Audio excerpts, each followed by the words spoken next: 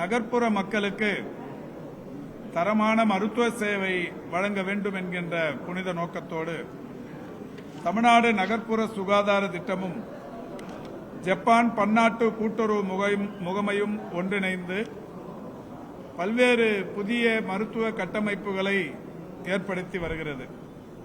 அந்த வகையில் மாண்புமிகு தமிழ்நாட்டின் முதலமைச்சர் அவர்கள் ஏற்கனவே மதுரை ராஜாஜி மருத்துவமனையில் கட்டப்பட்ட ஒரு மிகப்பெரிய மருத்துவ கட்டுமான பணியை கடந்த 3 மாதங்களுக்கு முன்னால் தொடங்கி வைத்தார்கள்.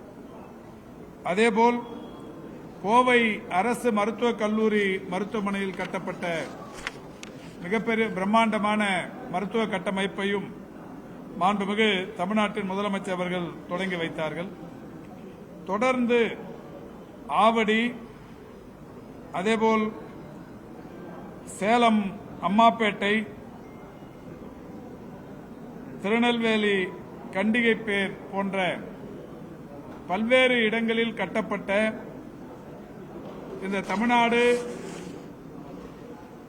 நகர்ப்புற சுகாதார திட்டம் மற்றும் ஜப்பான் பன்னாட்டு கூட்டுறவு முகமை நிதி ஆதாரத்துடன் கட்டப்பட்ட கட்டிடங்களை எல்லாம் மாண்புமிகு தமிழ்நாட்டின் முதலமைச்சர் அவர்கள் அண்மையில் திறந்து வைத்து எல்லா கட்டிடங்களும் மிக சிறந்த அளவில் பயன்பாட்டில் இருந்து வருகிறது. இப்பொழுது கீழ்ப்பாக்கத்தில் பணிகள் நடைபெற்றுக் கொண்டிருக்கிற இந்த கட்டிடமும் திருப்பூர் மாவட்டத்தில் வேலம்பாளையம் என்கின்ற பகுதியில் நடைபெற்று வருகிற கட்டிடப் பணிகள், இந்த 2 கட்டிடங்கள் மட்டும் விரைவில் பணிகள் முடித்து பயன்பாட்டுக்கு வரவிருக்கிறது. கீழ்ப்பாக்கம் அரசு மருத்துவக் கல்லூரி மருத்துவமனையை பொறுத்தவரை வடசென்னை வாழ் ஏழை எளிய மக்கள் அதிகம் பேர் பயன்படுத்துகிற ஒரு மருத்துவ கட்டமைப்பாக இருக்கிறது. அது மட்டுமல்ல, தீப்புண் காயங்களுக்கு மிகப்பெரிய அளவில் பிரசித்தி பெற்ற மருத்துவ சேவை வழங்குகிற மருத்துவமனையாகவும் இது இருந்து வருகிறது. இங்கே ஒரு மருத்துவக் கல்லூரியும் மிக சிறப்பான வகையில் இயங்கி வருகிறது. அந்த வகையில் இந்த மருத்துவ கட்டமைப்பு என்பது ஏறத்தாழ 358 கோடியே 87 லட்சம் மதிப்பீட்டில் புதிய கட்டிடம் கட்டும் பணிகள் நடைபெற்றுக் கொண்டிருக்கிறது. இதில் கட்டிடத்தை பொறுத்தவரை 2,68,815 சதுரடி பரப்பில் 6 தளங்களை கொண்ட கட்டிடம். இந்த கட்டிடத்தில் 441 படுக்கைகள் அமையப்பெறவிருக்கிறது. 12 அறுவை அரங்கங்கள் அமைந்திருக்கிறது. அதில் ஒரு கூட்டு அறுவை அரங்கம் ஆசியாவிலேயே மிகப்பெரிய அதிநவீன தொழில்நுட்பத்துடன் கூடிய ஹைபிரிட் ஆபரேஷன் தியேட்டர் என்கின்ற வகையிலான ஒரு கூட்டு அறுவை அரங்கம் ஒன்றும் அமைக்கும் பணி நடைபெற்றுக் கொண்டிருக்கிறது. ஆக இந்த வளாகத்தில் 13 அறுவை அரங்குகள், 441 படுக்கைகள் போன்ற பல்வேறு வசதிகளுடன் எம்ஆர்ஐ, டிஜிட்டல் எக்ஸ்ரே போன்ற அதிநவீன தொழில்நுட்ப கருவிகளும் இங்கே வரவிருக்கிறது. அரசு மருத்துவமனைகளை பொறுத்தவரை தமிழ்நாட்டில் தனியார் மருத்துவமனைகளிலும் இல்லாத வகையில், இந்தியாவின் வேறு எந்த மாநில அரசு மருத்துவமனைகளிலும் இல்லாத அதிநவீன கருவிகள் ஏராளமாய் அண்மை காலமாக மாண்புமிகு தமிழ்நாட்டின் முதலமைச்சர் அவருடைய அறிவுறுத்தலோடு அரசு மருத்துவமனைகளில் அமைக்கப்பட்டு வருகிறது. ஓமந்தூரார் பன்னோக்கு மருத்துவமனையில் ஒரு ரோபோட்டிக் கேன்சர் எக்யூப்மெண்ட் ஒன்று 34 கோடி ரூபாய் செலவில் அமைக்கப்பட்டிருக்கிறது. இது இந்தியாவில் எய்ம்ஸ் மருத்துவமனை, புதுவையில் இருக்கிற ஜிப்மர் மருத்துவமனை தவிர்த்து அரசு மருத்துவமனைகளில் வேறு எங்கும் இல்லாத ஒன்று. அதேபோல் சைதாப்பேட்டையில் அமைந்திருக்கிற கலைஞர் நூற்றாண்டு உயர் சிறப்பு மருத்துவமனையில் அமையப்பட்டிருக்கிற auto MRI, double balloon endoscopy போன்ற அதிநவீன தொழில்நுட்ப கருவிகள் இந்திய அளவில் எந்த மாநில அரசு மருத்துவமனைகளிலும் இல்லாத கருவிகள். அதே போன்றதொரு வசதிகளோடு ஆட்டோ எம்ஆர்ஐ ஒன்றும் டிஜிட்டல் எக்ஸ்ரே போன்ற அதிநவீன கருவிகள் இன்றைக்கு இந்த மருத்துவமனை வளாகத்தில் அமைக்கப்பட்டிருக்கிறது. ஆசியாவில் வேறு எங்கும் இல்லாத அளவுக்கான ஒரு ஹைபிரிட் ஆபரேஷன் தியேட்டர் ஒன்றும் இங்கே அமைய பெற்று வருகிறது. ஆக இவ்வளவு வசதிகள் பொருந்திய ஒரு மிக சிறந்த மருத்துவமனை மிக விரைவில் மாண்புமிகு தமிழ்நாட்டின் முதலமைச்சர் அவர்களின் மூலம் திறந்து வைக்கப்படவிருக்கிறது. இங்கே பொதுப்பணித்துறையின் தலைமை பொறியாளர் உள்ளிட்டவர்கள் வந்திருக்கிறார்கள். இப்பொழுது பல்வேறு பணிகள் ஆய்வு செய்யப்பட்டது. மிக விரைவில் இந்த பணிகள் விரைந்து முடித்து மக்களின் பயன்பாட்டிற்கு இந்த மருத்துவமனை திறந்து வைக்கப்படவிருக்கிறது. அதோடு மட்டுமல்ல, இந்த மருத்துவமனையின் கட்டமைப்பை கீழ்ப்பாக்கம் அரசு மருத்துவக் கல்லூரி மருத்துவமனையின் கட்டமைப்பை மேலும் வலுப்படுத்துவதற்கு உலக வங்கி நிதி ஆதாரத்துடன் 125 கோடி ரூபாய் மதிப்பீட்டில் ஒரு புதிய கட்டிடம் டவர் பிளாக் ஒன்று கட்டும் பணிகளும் பக்கத்தில் நடைபெற்றுக் கொண்டிருக்கிறது. ஆக இந்த மருத்துவமனையை பொறுத்தவரை ஜப்பான் பன்னாட்டு கூட்டுறவு நிதி முகமை, அதேபோல் உலக வங்கி போன்ற பல்வேறு உலகளாவிய நிதி ஆதாரங்களை பெற்று மாண்புமிகு தமிழ்நாட்டின் முதலமைச்சர் அவருடைய வழிகாட்டுதலோடு இந்த மருத்துவமனையின் கட்டமைப்பு என்பது மேம்படுத்தப்பட்டு வருகிறது.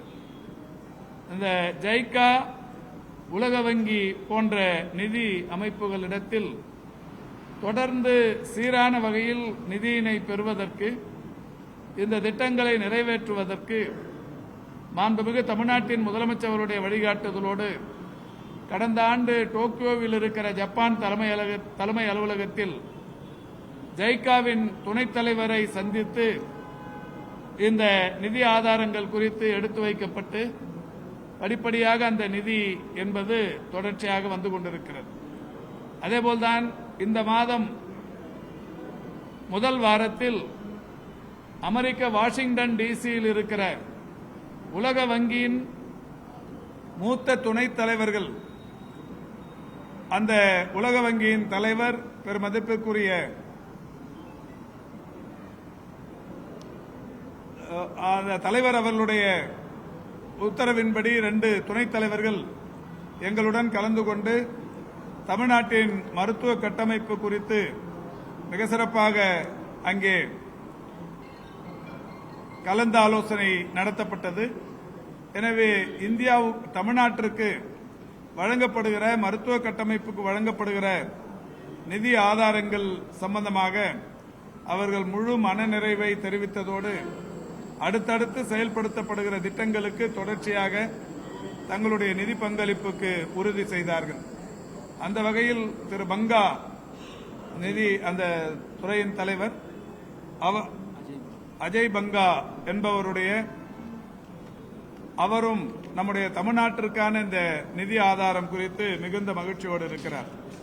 அந்த வகையில் இன்றைக்கு இந்த மருத்துவமனை கட்டிடங்கள் ஜைகா நிதி ஆதாரத்துடனும் உலக வங்கி நிதி ஆதாரத்துடனும் கீழ்ப்பாக்கம் அரசு மருத்துவக் கல்லூரி மருத்துவமனை வளாகத்தில் பல்வேறு பணிகள் நடைபெற்றுக் கொண்டிருக்கிறது. இந்த பணிகள் விரைவுபடுத்தப்பட்டு மிக விரைவில் இந்த மருத்துவ உபகரணங்கள் எல்லாம் பொருத்தப்பட்டு மக்களின் பயன்பாட்டிற்கு திறந்து வைக்கப்படவிருக்கிறது. அதோடு இன்றைக்கு மருத்துவ மாணவர்களின் சேர்க்கை பற்றிய விவரங்களையும் பத்திரிகை மற்றும் ஊடகங்களின் வாயிலாக மருத்துவ மாணவர்களுக்கு ஒரு செய்தியை இங்கே பதிவு செய்கிறோம். தமிழ்நாட்டை பொறுத்தவரை 2024-25 ஆண்டிற்கான மருத்துவ சேர்க்கைக்கான விண்ணப்பங்கள் இணைய வழியாக இன்று காலை 10 மணிக்கு தொடங்கி வருகிற ஆகஸ்ட் 8ஆம் தேதி மாலை 5 மணி வரை விண்ணப்பங்கள் வரவேற்கப்படுகிறது. www.tnmedicalselection.org என்கின்ற இணையதளத்தின் மூலம் மாணவர்கள் தங்களுடைய விண்ணப்பத்தை பதிவேற்றம் செய்து கொள்ளலாம் என்று ஏற்கனவே சொல்லப்பட்டிருக்கிறது. அந்த வகையில் இன்று காலை 10 மணிக்கு அந்த பதிவேற்றம் செய்யும் பணி என்பது ஏற்கனவே ஊடகங்கள் மற்றும் செய்தித்தாள்களின் வழியாக மாணவர்களுக்கு முழுமையாய் இந்த செய்தி சேர்க்கப்பட்டு அந்த வகையில் இந்த விண்ணப்பங்களை பதிவேற்றம் செய்யும் பணி என்பது தற்போது நடைபெற்றுக் கொண்டிருக்கிறது. மத்திய கலந்தாய்வு குழு மூலமாக அகில இந்திய ஒதுக்கீடு ஆல் இண்டியா கோட்டா அதை கவுன்சிலிங் மூலம் ஆகஸ்ட் 14ஆம் தேதி ஒன்றிய அரசு முதற்கட்டமாக தொடங்கவிருக்கிறது. அதற்கான அறிவிப்பை கடந்த 2 நாட்களுக்கு முன்னால் ஒன்றிய அரசு வெளியிட்டிருக்கிறது.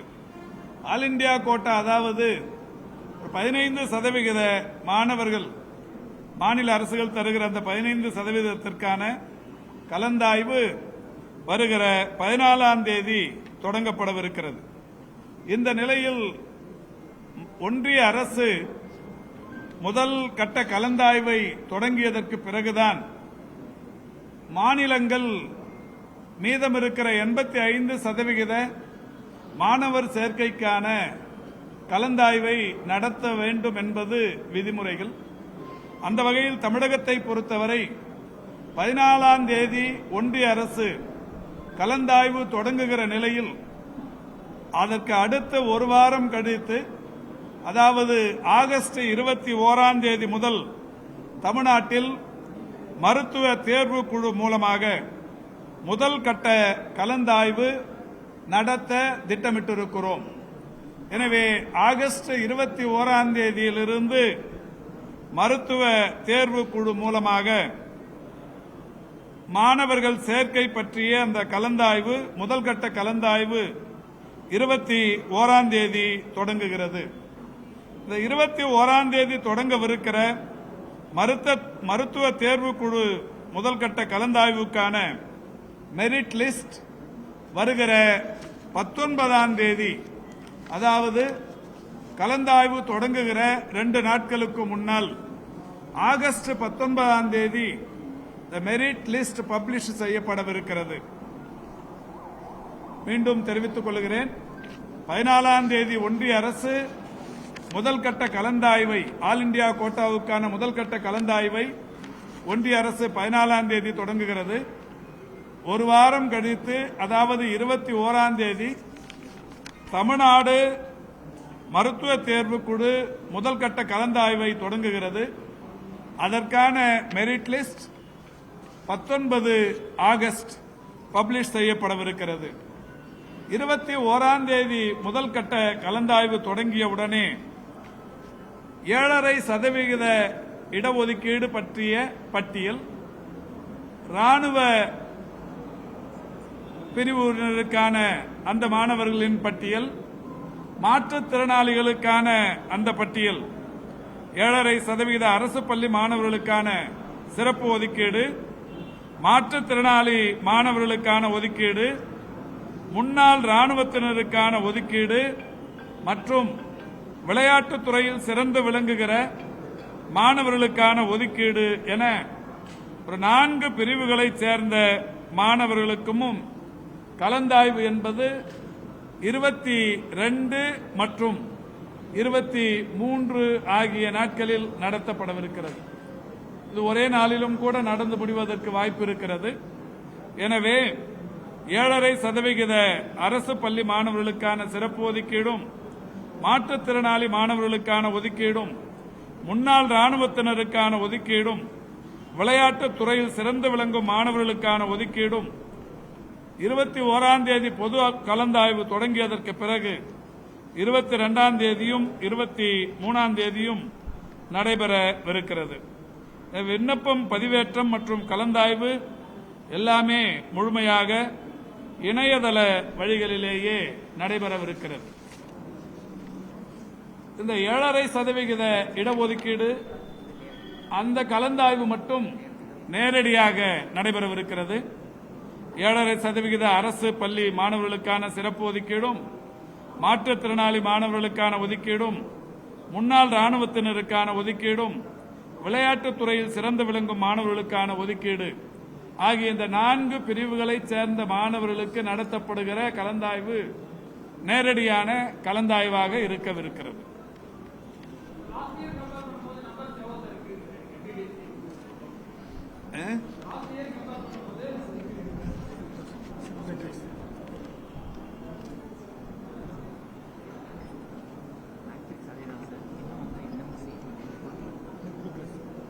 MBBS மருத்துவ படிப்பில் 36 அரசு மருத்துவக் கல்லூரிகளில் 5050 இடங்களும், ஒரு ESI மருத்துவக் கல்லூரியில் 150 இடங்களும், 21 தனியார் மருத்துவக் கல்லூரியில் 3400 இடங்களும், 3 மாநில தனியார் பல்கலைக்கழக மருத்துவக் கல்லூரிகளில் 450 இடங்களும் ஆக மொத்தம் 9050 இடங்கள் தமிழ்நாட்டில் இருக்கிறது.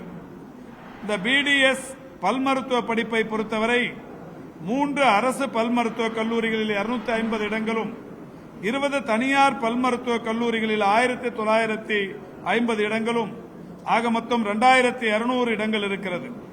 இவற்றுள் அகில இந்திய ஒதுக்கீட்டிற்கு MBBS படிப்பை பொறுத்தவரை 851 இடங்களும், BDS படிப்பை பொறுத்தவரை 38 இடங்களும் ஒன்றிய அரசுக்கு ஒதுக்கப்படுகிறது. இந்த ஆண்டு அரசு மருத்துவக் கல்லூரிகளில் புதிய இடங்கள் சேர்க்கை என்பது எதுவும் இல்லை. 6 புதிய அரசு மருத்துவக் கல்லூரிகளுக்கான பணிகள் ஒன்றிய அரசிடம் தொடர்ந்து கேட்கப்பட்டு வருகிறது. இன்று கூட நம்முடைய தென்காசியைச் சேர்ந்த நாடாளுமன்ற உறுப்பினர் நாளை பாராளுமன்றத்தில் பேசவிருப்பதாக, குறிப்பாக மருத்துவத்துறை பற்றிய அந்த விவாதத்தில் பங்கேற்று பேசவிருப்பதாக அறிந்து அவரிடத்திலும் கூட நாடாளுமன்றத்தில் பேசுவதற்கு இதை சொல்லியிருக்கிறோம். நாளை பாராளுமன்றத்திலும் இது குறித்து எடுத்துச் சொல்லவிருக்கிறார்கள். தனியார் மருத்துவக் கல்லூரிகளின் அனுமதி விவரம், அதை பொறுத்தவரை NMC அதாவது தேசிய மருத்துவ ஆணையம் மற்றும் டாக்டர் MGR மருத்துவ பல்கலைக்கழகங்களிலிருந்து விவரங்கள் முழுமையாக பெறப்பட்டவுடன் அதற்கான அந்த சீட் அந்த மேட்ரிக்ஸில் சேர்ப்பதற்குரிய நடவடிக்கைகள் எடுக்கப்படும்.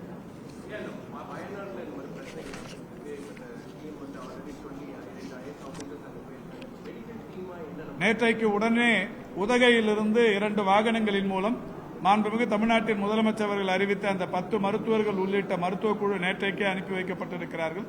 நேற்றைக்கு அந்த மருத்துவ குழுவினர் வாகனங்களோடு, மருத்துவ உபகரணங்களோடு, மருந்து மாத்திரைகளோடு வயநாட்டுக்கு சென்றிருக்கிறார்கள். அங்கே சென்று அங்கே தேவையான மருத்துவ நடவடிக்கைகளை செய்து இன்னமும் என்ன தேவை இருக்கிறது என்கின்ற விவரங்களை துறைக்கு தெரிவிக்க கேட்டுக் கொண்டிருக்கிறோம். அப்படி தெரிவிக்கும் பட்சத்தில் இன்னமும் கூடுதலான உதவிகள் தேவைப்பட்டாலும் கூட அக்கம் பக்கத்தில் இருக்கிற மாவட்டங்களில் இருந்து உடனடியாக அனுப்பி வைப்பதற்கு மாண்புமிகு தமிழ்நாட்டின் முதலமைச்சர் அவர்கள் உத்தரவிட்டிருக்கிறார்கள். அந்த பணிகள் நடைபெற்றுக் கொண்டிருக்கிறது.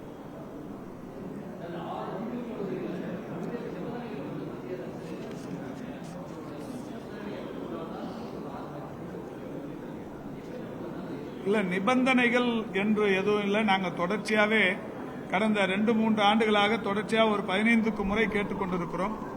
இந்த ஆண்டு வரும் என்று எதிர்பார்த்திருக்கிறோம். இதுல ஒரே ஒரு விஷயம், நிபந்தனைங்கிறது இந்த நிதி ஆதாரம் தான் இப்ப இருக்கிறதுல சிக்கல். அதை இந்த ஆண்டு தருவார்கள் என்று எதிர்பார்த்திருக்கிறோம்.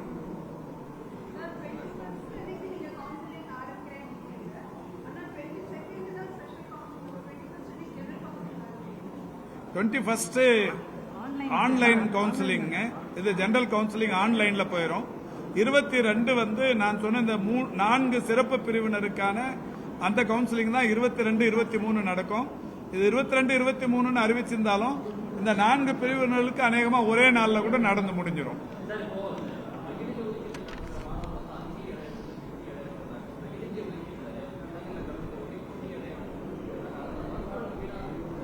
கடந்த 2 ஆண்டுகளில் அந்த மாதிரி மீதமான சீட்டை நாமளே ஒன்றிய அரசோட பேசி அதுக்கப்புறம் இங்க ரீஃபில் பண்ணிட்டோம். அந்த ஒண்ணு கூட வேஸ்டா போகல. அந்த வகையில் இந்த ஆண்டும் கூட ஒரு மருத்துவ பணி அந்த கல்லூரிக்கான அந்த இடமும் விரயமாகாமல் நிறைவு செய்வதற்குரிய நடவடிக்கைகளை மாநில அரசு மேற்கொண்டு வருகிறது.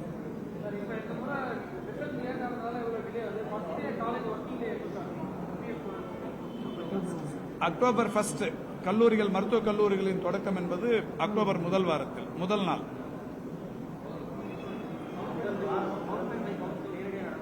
என்னமா